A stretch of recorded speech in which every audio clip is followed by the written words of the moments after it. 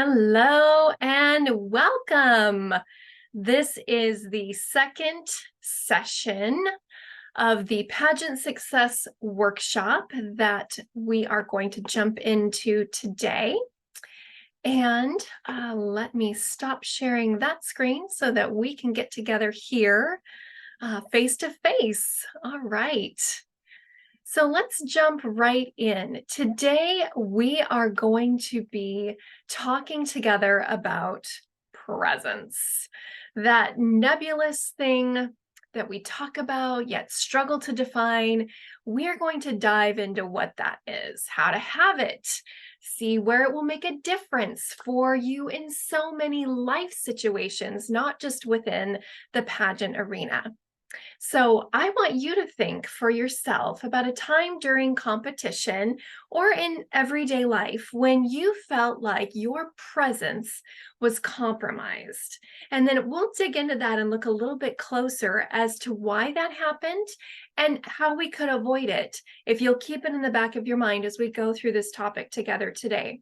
So I'm going to share with you a time when my presence was compromised in the competitive environment. It was the first time, no, it was the second time that I competed at Miss Washington. And I had been away from the Miss Washington Scholarship Organization for a period of about 2.5 years. I had been competing in other ways and preparing myself to come back into the Miss America system. And I was so excited to get back to talent and really good interview and all of the wonderful things in terms of scholarship that are available through the Miss America organization. And the one thing that I had really worked on was my talent, because I felt like that was an area that I was weak. And so here I brought this talent that I loved. I was so proud of it. And I was a point dancer, but I was doing sort of a mashup of music from West Side Story. And so it was a little slow with the Tonight Tonight music at the beginning. And then we ramped it up with the Dance at the Gym music halfway through. And I really loved the piece. And I had purchased these super cool black point shoes. And in those days, there was no such thing as Amazon Prime. So we weren't, getting door delivery the same day for anything. So I had one pair of these black point shoes that I had purchased to go with this costume that I had prepared to bring to the Miss Washington stage. And when we got to competition, I found that the stage was super slippery. The point shoes, it didn't matter what I did, rosin, I cut the satin off the tips, nothing seemed to make the difference. And I just felt like every time I would try to get up on my points, I was just ice skating across the stage. And so the result of that was there was a shoe repair place in town where the pageant was being held. And I had my family take this one pair of point shoes that I had and have them repaired and have this tacky stuff put on the bottom. And when they brought them back and I ran through with them to see what they felt like, I definitely felt more secure, but there were some issues. Maybe they were a little I had too much tread on the bottom and I couldn't feel the floor through the tips of my point shoes. And they almost made it so that I was unbalanced on the tips of my points. And so I went into my talent run through thinking, okay, well, at least I'll be more secure. I won't be ice skating across the stage and I'll feel like I can really get up and over my point shoes. And so I did my run through and my director videotaped my talent. And so we were standing over in the wings after my first run through. We're looking at it together and I'm so excited to see how it turned out. And I watched it back and I was appalled. I mean, I was just aghast. I had done all of this work to get this talent ready and it just looked terrible. I mean, my extension was not where I wanted it to be. I felt like my knees were bent when they needed to be extended and locked out. I didn't feel like I looked steady on the point shoes. And again, that was because this tread was making things a little off center, off kilter for me. And I was just having a hard time feeling the floor through the tip of the shoe. And I was just like, wow, this is not a Miss Washington level talent that I am watching back on tape here. I sincerely hope it looks better in person than it does on video. And so I was just really frustrated. And nothing that I could do, right? The circumstances are what they are. The stage is what it is. That's where we have to perform. This is my one pair of shoes. This is the decision I made, and I've got to go with it. So I went out, I ran it through a second time, and again, just felt awful when I came off stage about it. And my subconscious mind was just not buying the fact that it looked good. And so I went back to the green room and I sat down in a huff, closed the door behind me, and I lost it. I just bawled. And next thing I know, here comes our mama duck, Miss Patty Bielek, opens the door, I'm sure to find one of her little chicks that had wandered off, and takes one look at me, and I'm sure she was ready to call me back to the group.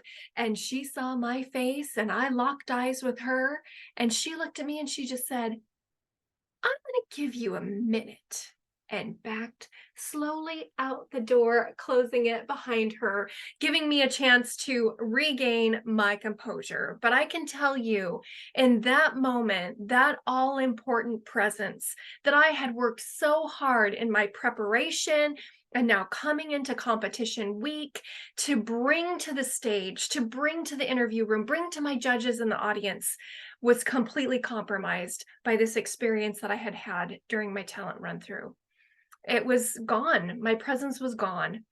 And so, because I believe of a dash of maturity and my preparation efforts and having my mindset in the right place, which we'll talk about mindset tomorrow, I was able to dig deep and pull myself together over the course of the next few hours as the rest of the contestants ran through their talents and we sat in the theater and sort of encouraged one another. And I just decided in that moment, I'm here, the elements are what they are, and I'm going to bring my best, and I'm going to perform the heck out of this piece. And if it doesn't look as good as I wanted to, it's what I have for this season. And in thinking like a businesswoman, I figured I could always come back and do it again, because in the Miss America system, the more you lose, the more you win. But my composure, my presence in that moment completely compromised, and I had to make a conscious decision about how I was going to carry myself through in the next season. Now, yesterday we talked about being emotionally driven in our communication skills, but that really transfers to all aspects of competition. Here's a note you might take. When a contestant is emotionally driven, it elevates her presence. Now, I don't mean emotionally driven like being racked in tears sobbing because that's definitely where I found myself, but that's not the kind of elevated presence that we're talking about here, and we'll get into this a little bit more now. But when you are emotionally driven, again, this is the subconscious mind, our experiences, our unique knowledge, our emotions, our feelings are driving us through the competition, not the conscious mind, that rehearsed guy that likes to memorize things. Instead, it's the subconscious that carries us through. And the result will be that the judges are wrapped up in you, curious to know more about you. What makes you uniquely you? Because, gosh, you sure are interesting as a contestant. Now, how do you develop that commanding and dominating presence that the judges can't look away from, that really no one can look away from the moment you step into the room? You dominate. Where does that come from? Well, we are talking about presence after talking about communication skills, because presence really stems from your ability to communicate non-verbally, right? Your ability to be able to say to a room, I've got this. Your ability to say to the judges, I'm ready. And your ability to say to the volunteers, I'm grateful. But you never have to say a word. They can read it all over you. Now, your subconscious mind plays a role here, because you can't fool your subconscious into believing or communicating something that you don't really believe yourself. I couldn't go out on that stage and pretend like I thought my talent was amazing, but I could go out on that stage and know that my presentation would be. Right? Because I'd been compromised in my presence when I did my run through because of the elements, circumstantial events that had transpired, but I knew I could still perform. And regardless of what those shoes were going to do to that performance, I could still bring my best in that moment. And my subconscious would absolutely buy into that and support it. But we can't fool that guy. So tomorrow we'll talk more about mindset and where our head should be as we prepare for and then experience competition. When we are talking about presence, our attitude can only be that we are transparent and focused on others. And let me say that again. You have to be willing to be transparent and focused on others so that you can be genuine and authentically yourself. Now, if something in our preparation is out of place, we will become guarded and self-focused. And now our presence has been compromised. If all I could think about was those silly point shoes, my presence would have continued to be compromised, but I knew I was going to perform, and that had to do with my attitude. If we become guarded and self-focused and our presence become compromised, then we will see it first in one place. The eyes. That's right. The inability to make eye contact, the eyes disconnect from your facial expressions, which may end up seeming a bit plastic or pasted on.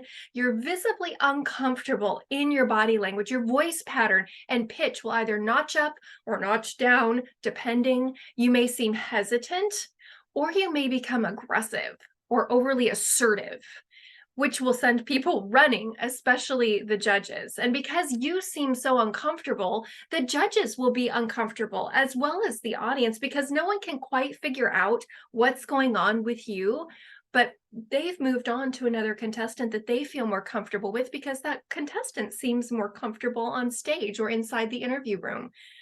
That contestant then is the one the judges will go with, because she makes them, feel the most comfortable. The judges will naturally matriculate to the woman with whom they feel the most comfortable, which is why it's dependent upon you to walk in, drop your guard, willing to be fully transparent, fully known, and focus 100% on what you are giving to others, including the audience. And now we've captured the relaxed presence, and you're magnetic.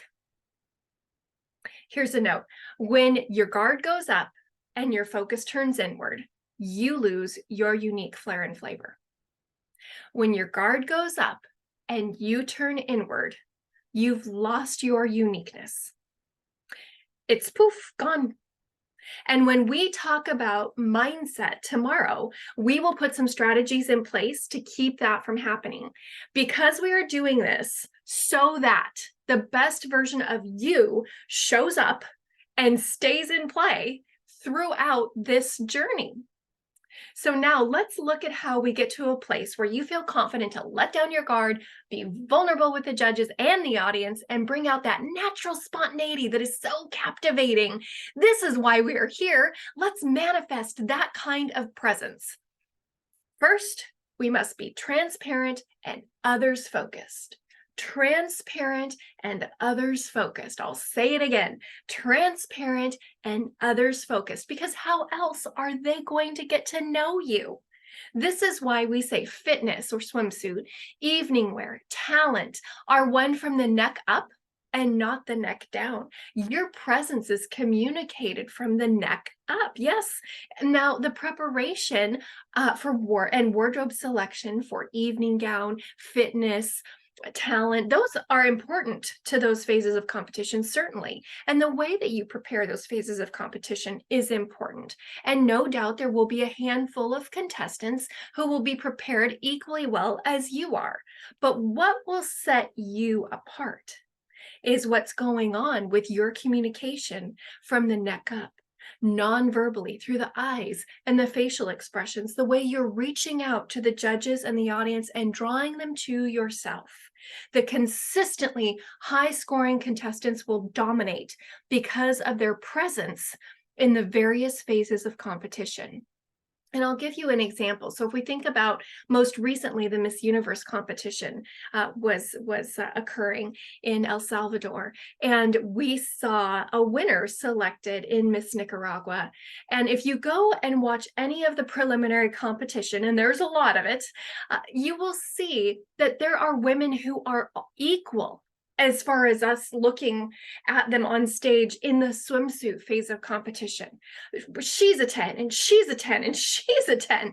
And then there are women who are coming out on stage in their evening gown and wow, she's a stunner, and wow, look at that gown, and wow, she's amazing. But when you go back and you watch different women stepping out onto the stage, there will be the ones who somehow captivate you. And that is the presence that we're talking about. So there's a little homework assignment off camera, is if you go back and replay some of the Miss Universe competition footage from 2023, I think you'll be able to see exactly what I'm talking about in terms of presence. What sets the women apart who are going to be inside a top 10 are the women who carry themselves differently. They have mastered the elements of a relaxed presence. They're ready, and it's written all over them, and they're communicating it non-verbally from the neck up, as well as, in swimsuit, the neck down. Am I right? All right, but where do others, or where do we see this first? So let's think about this again. You'll hear me continue to come back to this, and you won't be surprised when I say it first materializes this kind of transparency with the focus completely on others. How does it read to the judges, to the audience? It starts again with those eyes, right? You are connecting non-verbally with the judges and the audience because you've dropped your guard.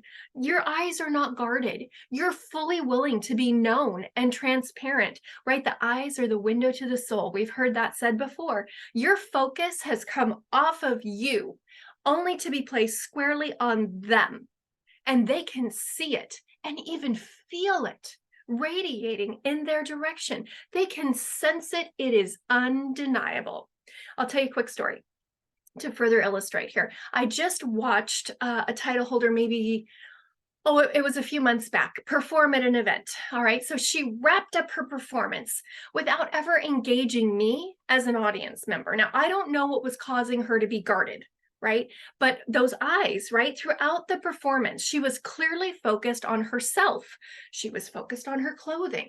She was focused on her choreography, right? It was all about her, though. She was certainly up there performing and doing a bang-up job of it, but she never reached out to the audience. The magnetism wasn't there. And as a result, she was just moving around the stage robotically with zero entertainment value, despite having a very strong talent. The entertainment value was lacking because her ability to connect non-verbally was lacking. She wasn't others focused. She was very concerned about what she was doing. There was no transparency there. It was all very guarded and therefore unengaging. If she had been, where would I have seen it first? In her eyes.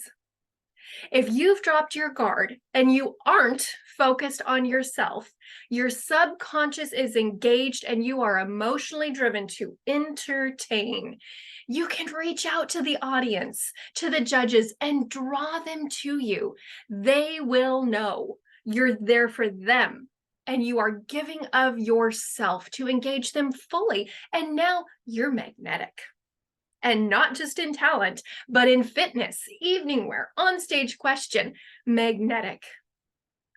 All of your communication skills will be driven by this ability to be transparent and others focused. Inside the interview room, it's just as true. All of your communication skills will be driven by this ability to be transparent and others focused. And you can start today. Practice this with your family, your social circle, at school, professionally, wherever you show up transparent and others focused. Begin this discipline now, and it will become second nature. It's not something you can force once you get to competition because your subconscious won't buy it. Now, not that I expect you to be that way all the time, okay? Caveat here, life happens. You get sick. You have a disagreement with a friend or a family member. You have a breakup. You can take some time to put up your guard and focus on yourself.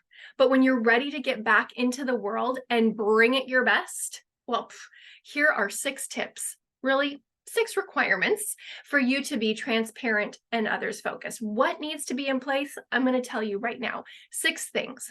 First, you like yourself externally.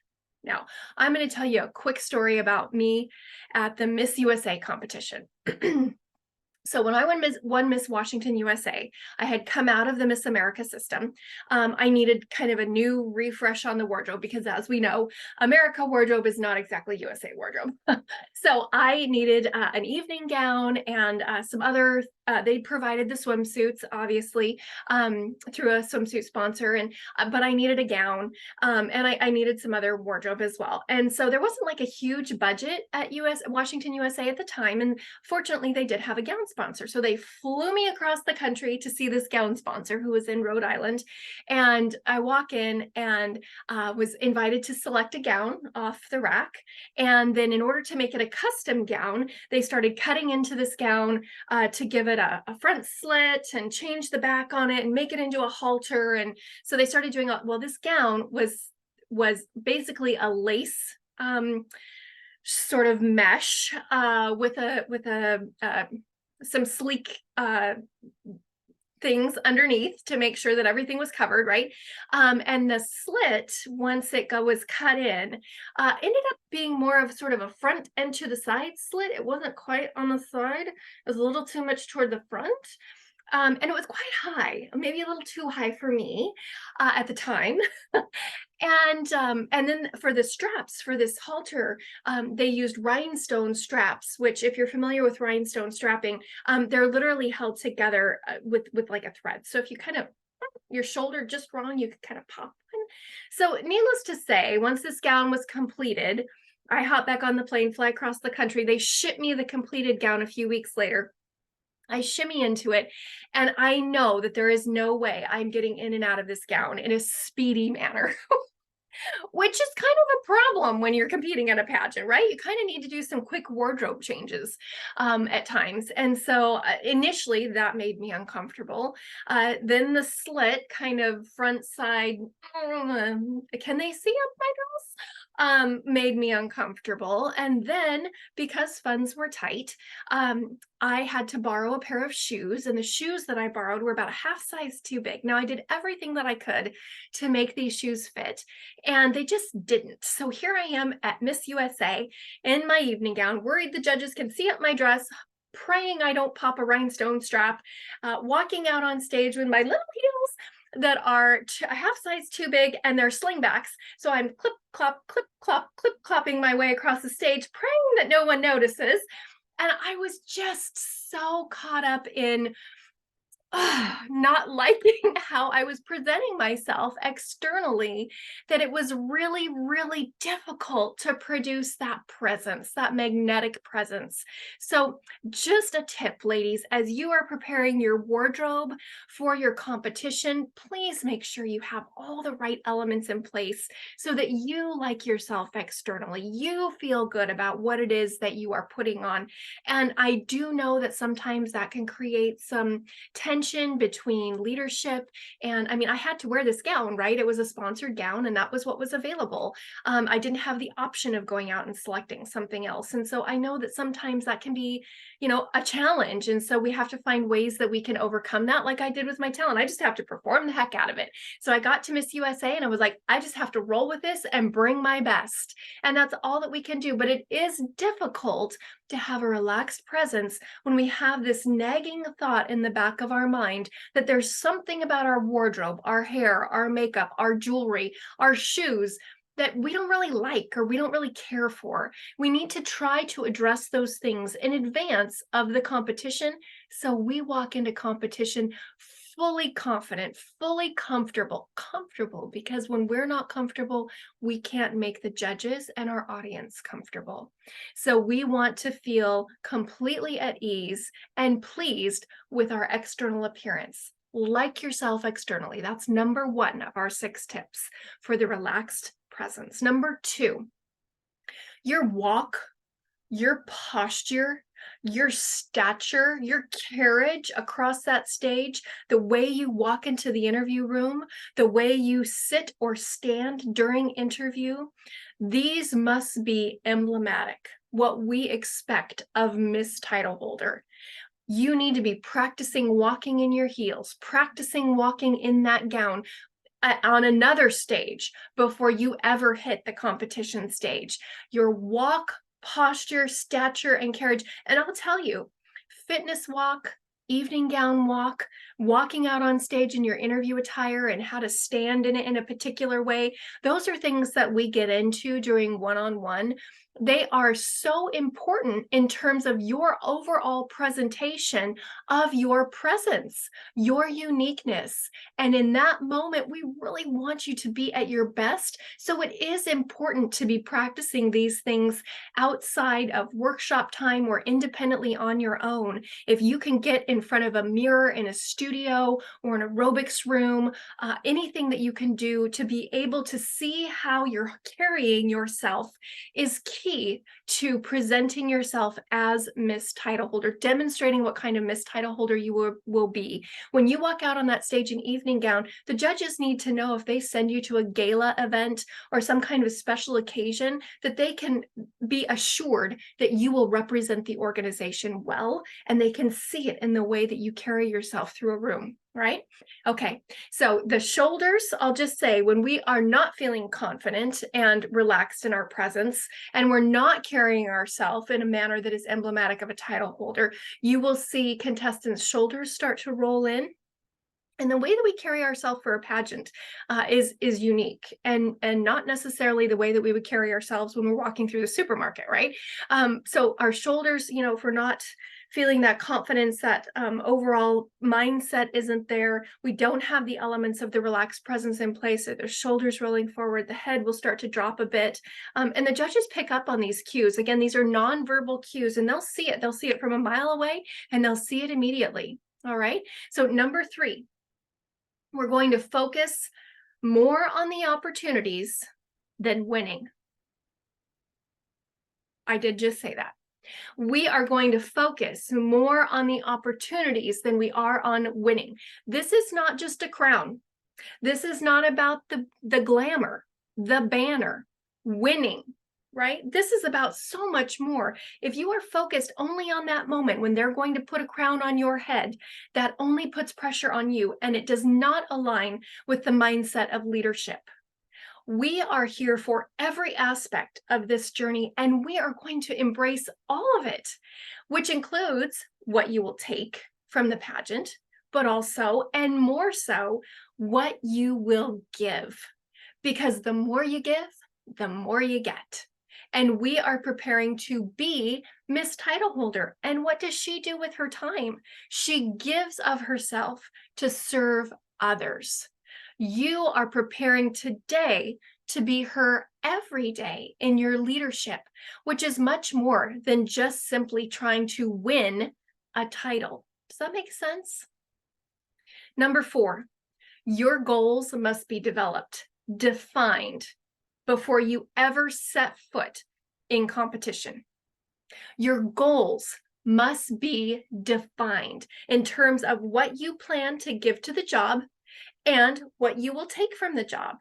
And this is delivered with passion and clarity. You are clear about what it is that you want to be doing as Miss Title Holder. You're not waiting for the organization to the judges first to select you, and then the organization to tell you what you should be doing as Miss Title Holder. You're preparing in advance. You know what it is that you want to accomplish during a year of service. You know what you can bring to the job. And furthermore, you know what you will take from these opportunities.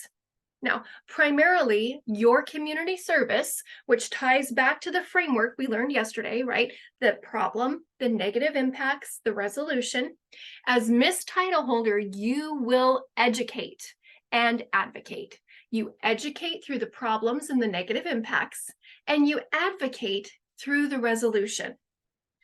Your goals will also consider what you will take. The big picture opportunities. And this is where you think like a businesswoman. You cultivate the networking, the connections, the professional opportunities, and let's just be honest, the dating opportunities that are available through Pageant that wouldn't otherwise come to you by any other way. And that's not even as a title holder. I'm just going to say that's as a contestant as well. But if you're so focused on winning the crown, you'll miss it. you'll miss these opportunities. I'll tell you a quick story. About when I was at Miss America. So when we were competing at Miss America, they had assigned, we were in Atlantic City, and they had assigned some police officers to the pageant to be a detail for security. And so they were set up in a particular area, the station. And every time we went somewhere, we had to pass the desk where the officers had been assigned. And there were probably 6 or 10 of them that were assigned to the pageant for that week. And so if we were going somewhere for an event, we had to go to the cars, we had to go past where they were stationed. And then if we were going from the cars to where we were supposed to have lunch at the rehearsal hall, then we'd walk past the, and then we go to rehearsal, and then we walk past them again. So everywhere we went, it seemed like we had to pass this area where the police officers had been stationed. And so this one contestant, every time we walked by, talking to police officers. Oh, here we go. We have an event to go to. We get in the cars. Oh, good to see you. Okay. And then, and so she finally picks this one. Cute guy, super cute guy, New Jersey boy. His name was Paul. And he and she are just chatting it up now. I mean, we're there for like, I don't know, 12 days, I think. And so there, every time we walk by, now she's like pausing and visiting. And I'm thinking, what are you doing, girl? We are here to compete for the title of Miss America, not flirt with the boys. So anyway, long story short, they now share the same last name. They have 4 beautiful children, and they live in New Jersey. So that was Miss Massachusetts. And by the way, she was first runner-up to Miss America that year. And so, opportunities, right? Even my Miss America from Miss America 2002, Katie Harmon, she met her husband, who was in the Air Force, and she was on base touring an Air Force facility and learning more about the installment and what they did there.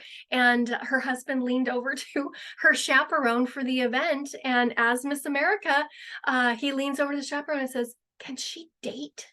And of course, the chaperone said, "Yes, of course." And so they ended up striking up a conversation, and he introduced himself, and, long story short, they ended up married. But I'm just saying, there's a possibility there that we don't want to miss that opportunity as well. There are lots of opportunities, right? For career launching, as well as dating, as well as business opportunities. So we never want to miss the opportunity to connect and network, but we have to have our focus in the right place. And then you multiply all of that at the national level, and you really are catapulting your career and looking at all the doors that will open to you. So go ahead, develop those goals.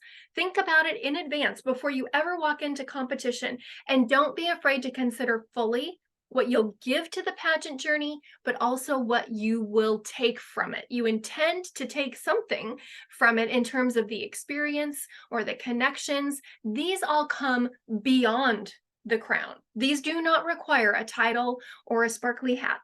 So think like a businesswoman and approach it in a business-like manner. Now, on a side note, I am thinking about expanding on this workshop format in the month of April, and focusing more around creating your business plan for the year with marketing and social media and fundraising. So stay tuned for more on that.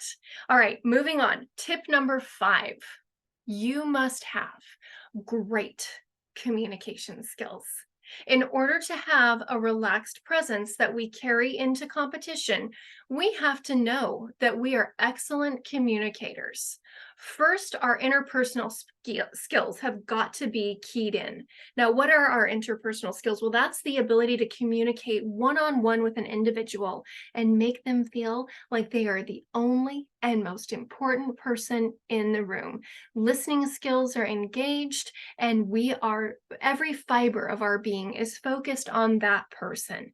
Those are our interpersonal communication skills, the one-on-one conversations, all right? Those lead to great networking opportunities and opportunities for being invited to speak or participate at events.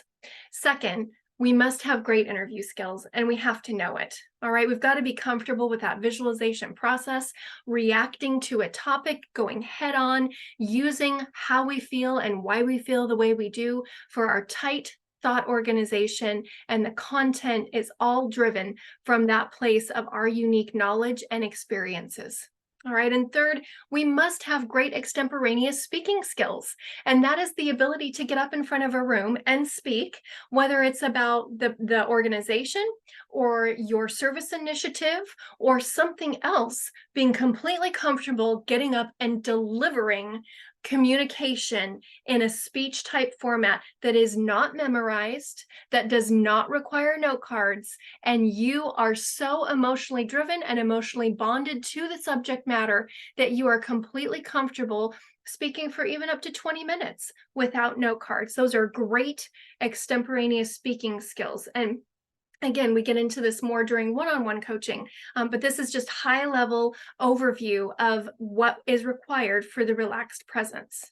Okay, this is unique to the Miss America organization. Number 6, you must be comfortable with your performance talent as far as its ability to entertain. All right, now I'm just going to share with you a little bit about how judging occurs. Okay, now in an effort to keep judging somehow a bit subjective, because judging is, or I'm sorry, somewhat objective, because judging is so subjective, right? So you'll hear it all the time, different panel, different winner, if it was because the judges are going to matriculate to the woman that they feel most comfortable with. So what you bring to the stage may be your best in that season or your best on that night, but for some reason it doesn't resonate with that panel of judges. And we're not ever going to let those 5 to 7 people determine our sense of self-worth. No, we're confident that we have prepared to do the job of Miss Title Holder through our preparation and based on how we've handled ourselves within the competition. Now, if they didn't select us tonight for whatever reason, we're thinking like a businesswoman and we're ready to pursue the other opportunities that we came prepared to take away from our experience at the pageant. We just didn't come only to win, right? But in order to keep judging somewhat objective, we use a scoring system.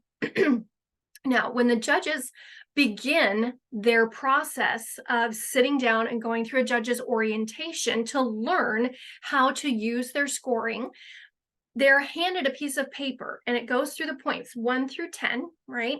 With 6 being in the middle.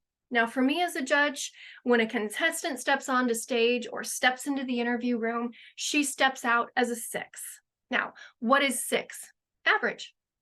That's exactly what I expect based on where she's at in terms of age. And if she's competed before or not.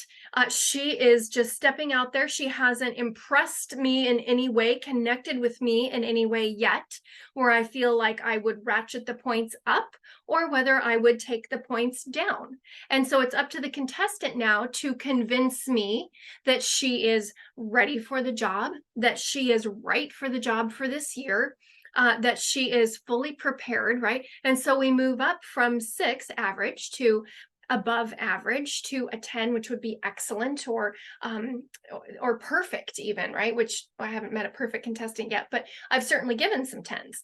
Now at the other end of the range would be something that was below average or just not ready, right? So down at and judges, we have to use our points that way so that we don't have all of the contestants sort of grouped in the middle. But, oh, she was so nice, I'm going to give her a 7. Oh, I'm going to give her a 7 too. Oh, we have to start using our points so that we can differentiate between the ones who are really going to rise. They have that dominance and that consistency, and they start to rise in the points. And then there are those who are average, right? They're exactly where that we expect them to be, but they haven't really carried us. They haven't given us that something more, right? We haven't made that connection, right? They're up there performing, doing a bang up job of it, but I'm not wowed. I'm not in love with her. I wouldn't love to see that again. She didn't connect with me. Something didn't resonate. There was no synergy, right? So we're just going to kind of hang out there at 6. And then there are those contestants who just aren't ready yet. They're just, they haven't had enough life experience or they haven't had enough preparation. And so that some of that shows in what they're bringing to the interview room or to the stage. Okay. So then they would be sort of down at the other end of the point scale. So I just want you to know that in terms of entertainment, as a judge, what I'm looking for in a performance art talent, I'm not a professional adjudicator for, say, the violin or the piano, but I know if I want to see that piece again because it was so entertaining. I enjoyed it so much. The way it was performed was so entertaining. And so for me, when I was a contestant and I had those crummy point shoes and I had the slippery stage and I was man, I knew I could entertain with that talent piece and I rocked it. I brought all I had. Now it was probably only a 7 talent, but I knew I could entertain and I knew I could connect with my judges while I was up there on stage. And so that's what I did. And so for a judge, as you're sitting there and you're watching that contestant, you're thinking, could I send her to the Miss America stage? Would she connect with the audience and with those in attendance and with a judges panel at Miss America? Right? Those are the things that come to the mind of a judge as they're sitting there considering their point spread and where they feel that talent lands. And so you don't need to bring the most technically difficult piece that you can think of and you've worked so hard on it because you're putting so much pressure on yourself to then be perfect in the performance. And as a judge, I'm not an expert on how technically difficult that was. All I know is if you felt comfortable performing it, I could see that. And if I enjoyed watching you perform it and I was comfortable watching you perform it because you seemed so relaxed and so engaged in the performance experience that you wanted to give that to me through your nonverbal communication. And now I'm wrapped up, you're magnetic, and I just want to see it again because I enjoyed you and what you brought to your performance art talent so very much. Right? So that's what we're talking about. This would apply also to the hers story. And again, are you engaging? Are you dynamic? Am I making a connection with you? Is your story compelling? Do I want to hear more, learn more? That would be the same for that talent as well. Make sense? All right. So let me see here. I'm just checking my time. Okay. All right. Let me see. Liking yourself externally. Carrying yourself with poise, having an entertaining talent. Those 3 things are important. Liking yourself externally, carrying yourself with poise, and having an entertaining talent are important, but they won't win the pageant for you. They won't win the pageant for you. They might lose it for you if you don't have those things in place, but they won't win it. So what does win a pageant? Well, a pageant is won by a woman who applies tips 3, 4, and 5. Your focus is on the opportunities. Your goals are clear. Your communication skills are honed and stellar. And now you are prepared above the competition. You're prepared above it. With all 6 of these tips in place, you are now free to be transparent and others focused, free to take the focus completely off of yourself and immerse yourself in the pageant and having fun with it. Because if pageant competition isn't fun, what are we doing here? Take one of these elements away, and chances are you'll be off your game immediately. Your guard will go up and you'll start focusing on yourself. And that will seep into all phases of competition. Your sisterhood opportunities will be affected once you become guarded. How you engage with the volunteers will change. It will be impacted the minute you start to turn inward. And you won't be having nearly as much fun.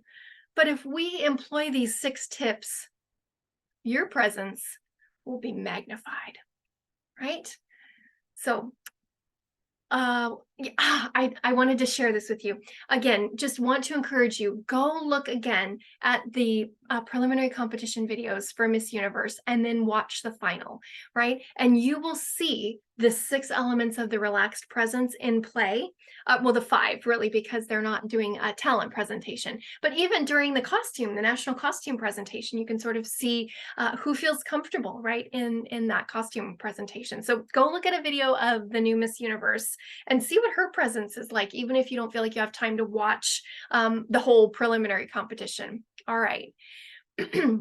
Now, I've got just a few more minutes here, and I'm going to give you a few more tips, all right? I shared at the top of our time this evening about my talent run-through and how I started to shut down after that. But because I'd been through the Miss Washington experience previously, and I had a bit of maturity and I had the proper preparation, I was able to pivot before I got stuck in those bad feelings and those bad thoughts, right? That negativity. I could recognize the mistakes I was making. And really, there are about 3 things within the competitive environment that can cause you to shut down and start to lose your presence. All right. So, and we saw these in play with me. So let's talk them through. So first of all, so we're aware of them, right? I started focusing on what I could not control. My shoes, the stage. I started focusing on, so being so frustrated and upset about that. These things that are outside of our control, they might include the schedule, the behavior of other contestants, mean girls, your contestant number, the stage conditions, preliminary awards. Ooh, we don't want to get focused on those. Those are outside of our control. The pageant gossip or forums and social media commentary, we don't touch that stuff. Stay away from it. You're prepared above these meaningless distractions because you already know you cannot affect them. And you've decided in your preparation that in turn, you won't allow them to affect you. You remain warm, classy, and unconcerned above it all. Right? Okay. So that's the first one. We don't want to focus on the things that are outside of our control. All right. Second, that's 2. Our leadership is never compromised because you aren't thinking about, nor are you concerned with the judgments people make upon you, including the judges. That's a weird one, right? Your leadership isn't compromised because you aren't thinking about, nor are you concerned with the judgments people are making upon you, including the judges. Now, why wouldn't we be concerned about the judgments that the judges are making upon us? Well, because judging is subjective, and you've brought your best to this pageant. You've prepared for the job with your own unique flavor and flair. And that may not resonate with every judge that's on the panel, but it may resonate with the majority of them. So we've already considered that to have a relaxed presence, you must be more focused on others than you are on yourself. Others focused. You're there to assume the job duties of Miss Title Holder and give of yourself to help others. You are prepared beyond the crown, beyond it. We're thinking about things that are not about that moment where there's a winning time in the pageant competition going, oh, I hope it's me, I hope it's me. No, we already know it's you. We've already turned the image of Miss Title Holder into the image of us. And so we're not concerned about the crown. We're prepared beyond the crown. And we're not going to get caught in losing focus and worrying about how others are judging us. This is another reason we don't worry about preliminary awards. You may not win a preliminary award, but you may take the title. Preliminary awards don't mean anything about your overall performance. We don't allow them to affect us. We're unconcerned about the judgments that people are making upon us. All right. All right. Third one, we don't put pressure on ourselves, and we don't allow others to put pressure on us. And this includes our often well-meaning inner circle of supporters. And sometimes they get caught up in things like preliminary awards or the things others say, and they start trying to relay that information to you, thinking that it's going to be helpful. But we have to distance ourselves from that kind of talk and remain above it, politely requesting a boundary and only allowing helpful and supportive conversation around us. Or we simply need to walk away from that conversation respectfully. When a contestant begins to succumb to pressure, she will often come across as forced and overdone. So if your inner circle is putting pressure on you, or if you are putting pressure on yourself, you'll likely come across as forced and overdone. There's a fragrance of desperation that starts to roll off of this kind of contestant, like too much bad perfume, right? And the judges don't want anything to do with her. She's driving them away from her, unrealizing, right? She doesn't know that this is happening, but the pressure has impacted her presence. And she's so inwardly focused that she's lost the naturalness. The natural spontaneity has been completely lost. It's gone. So we don't want to put pressure on ourselves or allow others to put pressure on us. Now, most contestants fall victim to one or all of these mistakes. And I certainly started to do that when I lost my presence at Miss Washington the second time through with my talent run through. Chances are, if you make one, the others are close behind, ready to derail you completely. And I started down this path, right? But because of my preparation, a little bit of maturity, and the elements of a relaxed presence, the right mindset being in place, I was able to turn the ship right. I continued to let my emotions drive me inside the competition. I knew what I wanted to communicate non-verbally to the judges, to the volunteers, to my sister contestants. I turned up the volume on that nonverbal communication, and I sought to develop a synergy with my judges by becoming completely focused on them, totally immersed in the judges and the audience in every phase of competition, allowing that natural energy and excitement to rise to the surface, free to be completely myself, unencumbered, unrestricted, consistent, and smooth in my presence. And that is where we're going to wrap things up for today. Now that we have a better understanding of what presence is and how to get it and how to maintain it, even when we're tempted to make one of those mistakes that will hinder our outward focus, now we're clear about what the relaxed presence looks like and how we can keep it in play throughout the competition and how we can work on it in advance of competition so that we are well prepared.